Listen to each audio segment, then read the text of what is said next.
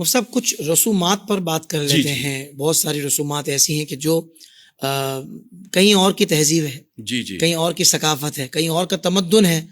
بظاہر تو پارٹیشن ہو گیا مطلب ممالک کے درمیان, مگر وہ رسمیں جو نا ہم ان کے ساتھ ہی اپنے ساتھ ہی ہم نے جوڑ کے رکھی ہوئی ہیں, جس سے اللہ اس کے رسول ناراض ہوتے ہیں. تو حضرت اب آپ ارشاد فرمائیے رسموں کے حوالے سے. بھائی ماہیوں کی رسم ہے, ہلدی لگانا, چاول اڑانا, اپٹن, پتہ نہیں کیا کیا چونچلے اب سمجھ سے باہر ہیں, اور اس میں بھی محرم غیر محرم سب ایک ساتھ ہی ہوتے ہیں. تو حضرت اس کی کسی طور اجازت ہے یا نہیں؟ دیکھیں, عورت کو مایوں میں بٹھانا, مہندی لگانا, یا یہ کوئی ان میں شرعاً ممانعت نہیں ہے. عورتوں کی حد تک ہو, عورتوں کی حد تک ہو, وہ اس کو مہندی لگائیں, مایوں میں بٹھائے, کوئی مذائقہ نہیں ہے. اچھا. اسی طرح اگر مرد کے لیے بھی کوئی اہتمام کیا جاتا ہے, لیکن مہندی کے علاوہ کوئی ایسا اہتمام کیا جاتا ہے شریعت کے دائرے میں رہ کر, تو کوئی ممانعت نہیں ہے. مرد کی حد تک کرتے ہیں تو جائز ہے.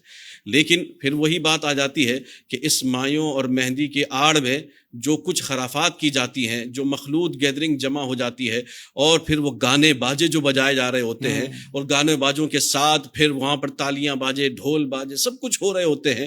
وہ ایک رسم کو ادا کرنے کے لیے 1000 گنا مزید کیے جا رہے ہوتے ہیں. تو لہٰذا اس ایک رسم کی وجہ سے جو 1000 گنا ہو رہے ہیں, تو لہٰذا اس سے بھی آپ احتراز کیا جائے. شریعت کے دائرے میں رہ کر بچی کو آپ مایوں کر لیں, کوئی اس میں مذائقہ نہیں ہے.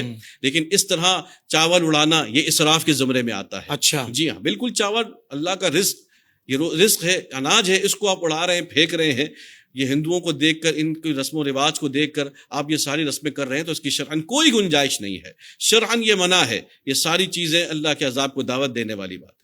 اللہ اکبر. مفتی صاحب آج کل یہ بھی دیکھا گیا ہے کہ بڑے عجیب و غریب لوگوں کی سوچیں ہوتی ہیں کہ بھئی جب تک مایوں نہیں ہوگا تب تک دولہا دلہن نہا نہیں سکتے.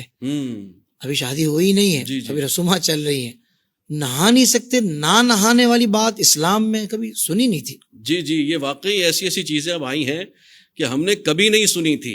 آپ نے بھی ارد گرد سے لوگوں سے سنا ہوگا, ہم نے بھی سن کر یہ سوالات حضرت آئے ہمارے پاس. یہ ہم حیران ہوتے ہیں کہ واقعی ایسا بھی ہو رہا ہے کہ جب مایوں میں بیٹھے گی اس وقت سے لے کر نکاح تک, یا لڑکا جب تک مایوں میں بیٹھے گا اس وقت سے لے کے نکاح تک وہ نہائے گا ہی نہیں. ارے یہ کون سا طریقہ ہے, یہ کون سا. اچھا, پھر اس میں فتویٰ دینے والی خواتین جو ہوتی ہیں, نہیں یہ تو کرنا ہی پڑے گا, یہ تو رنگ نہیں نکھرے گا, اور یہ تو یہ ہوگا, یہ تو وہ ہوگا. یہ جتنے جو گھروں میں جو فتوے دیے جاتے ہیں نا, یہ ان فتووں نے ہمیں ڈبا کر رکھ دیا ہے. اللہ, انہی فتووں کی یہ گھر میں جو معذرت کے ساتھ ہماری مائیں بہنیں, میں بھی اسی کمیونٹی سے ہوں, پھر یہ سمجھتی بھی نہیں ہے. میں ایک مولویوں والا یا چھڑنا نہیں, مولوی کے کرو خبر. یہ ہمارے مولویوں میں ہمیں ایک مسئلہ بتایا, ایک بچہ میرے پاس آیا, بولا حضرت میں نے امام صاحب مسئلہ گھر پہ جا کے بتایا, بولا مولوی کے کرو خبر. اللہ اکبر. وہاں تو متھے سے کری نہ چیزیں ہوئی. مطلب یہ بھی ہے کہ مولوی کو کیا معلوم, یہ تو بھائی ہماری رسمیں چل رہی ہیں. لہٰذا یہ جو بہرحال مختصر یہ کہ نفاست, پاکیزگی, طہارت, یہ تو شریعت کا حکم ہے. شریعت کا حکم. اور شریعت نہیں چاہتی کہ آپ گندے رہیں, غلیظ رہیں. آپ بتائیں کہ ایک ہفتے تک کوئی نہیں نہائے گا تو اس کی جسم سے بدبو نہیں آئے گی. آپ اچھا پھر نہائے گا نہیں, تو اس کا مطلب یہ کہ خدا نہ خواستہ غسل جنابت ہو گیا تو وہ بھی نہیں کرے گا. پھر آپ کی نمازوں کا کیا ہوگا, آپ کے سارے معاملات ڈسٹرب. تو ایسے تو بالکل شرعاً جائز ہی نہیں ہے. دن میں 5 مرتبہ جو وضو کر لے اس سے زیادہ نکھار کسی اور کام میں نہیں آ سکتا. یہ مایوں سب ایک طرف, دن میں 5 مرتبہ نماز کے لیے اخلاص کے ساتھ وضو کرے گا, اس کا نور جو آئے گا یہ مایوں سے کئی زیادہ بہتر نور آئے گا. کیا بات ہے مفتی صاحب, سبحان اللہ.